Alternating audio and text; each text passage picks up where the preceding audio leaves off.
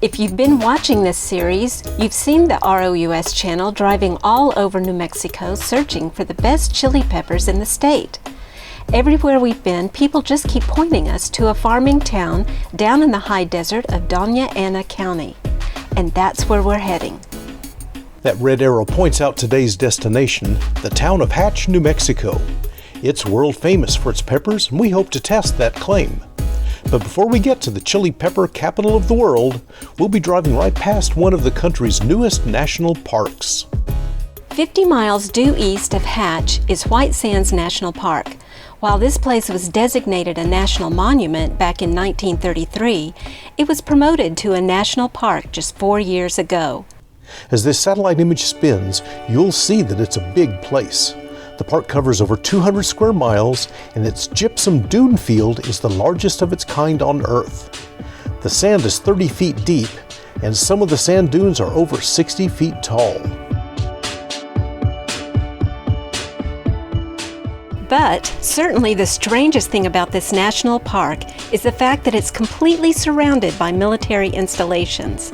Between Holloman Air Force Base and the Army's White Sands Missile Range, 600,000 park visitors annually must cross over military property to reach it. And, of course, when the Army is actively testing missiles on the range, no one has access to the park. But as you can see, it's a remarkable place.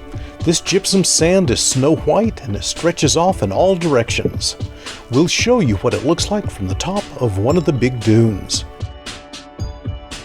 Climbing to this high point in the sand, you really begin to understand how big this sandy world is. From inside the park, it's almost like you're on a planet made of white sand. And it was a windy planet that day.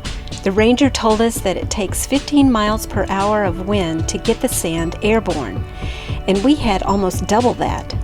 So, dry hot sand was blowing hard, and it made a unique experience even stranger.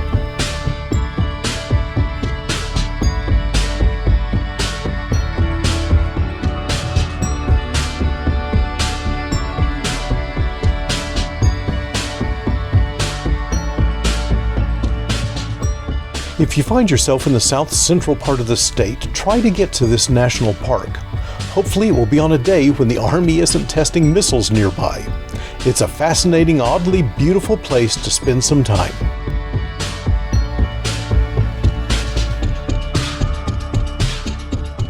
Now, let's look at our primary destination for today. Anyone who is seriously looking for top quality chili pepper eventually gets to Hatch, New Mexico. As the aerial view shows, there's a small, narrow valley here with a couple thousand permanent residents. It's a high desert farming valley at an elevation of about 4,000 feet. It's a warm, dry place to farm, but water is diverted here from the Rio Grande River. But it turns out that these conditions are perfect for growing peppers, and the peppers here are the staple of New Mexico's kitchens. The pepper crop here spreads all over the world and is the foundation of the famed southwestern cuisine that attracts so many people, including us. We're currently driving down the main street of Hatch, New Mexico. We're trying to see if they actually grow peppers here. Let's go see. Oh yeah, they grow peppers here all right, and the harvest is about to start. The Hatch pepper is between 6 to 9 inches in length and has a broad range of heat levels. It's either green or red, depending on when it's picked in its growth cycle. About 3/4 of the chili peppers grown in the nation come from New Mexico, and the annual Hatch pepper sales are worth about $50 million to the state's economy. Each year, 30,000 people flock here for the Hatch Chili Festival. And tourists find many chili products for sale here. Hey, that's why we're in Hatch. There are many vendors and farm outlets here that offer a broad variety of chili pepper in many different forms, from fresh roasted pepper to dried and ground pepper in bags. We loaded up the Adventure Volvo with a nice variety of chili for our trip back home. And before leaving, we head to our favorite local restaurant for a bite to eat. If you're not familiar with New Mexican cuisine, The first thing to recognize is that it's somewhat different from your typical Mexican fare found across the country. Come spend some time here and get acquainted with this food. It's unique and wonderful. And at the heart of almost all New Mexican dishes is the humble hatch chili.